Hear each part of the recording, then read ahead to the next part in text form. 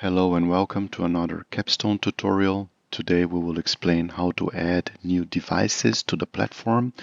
On the left hand side of the menu under Administration, we see the option Devices. Once we select it, the list of devices will show, and on the top left corner we see a button Add New Devices.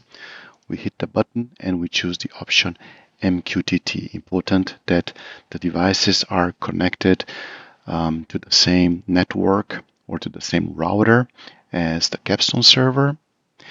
Once we select it, we can choose between automatic and manual. We go to automatic. We have to make sure we define the correct IP range.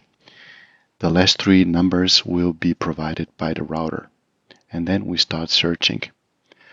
Depending on how many devices are already connected, it takes a little while until they find all devices.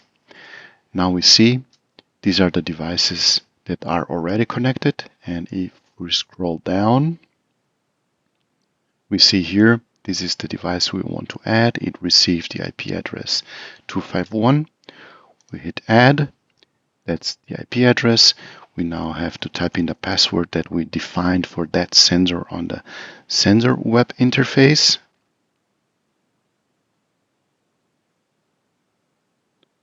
We give it a name, test. We don't have to select an area for this matter, and we click on add.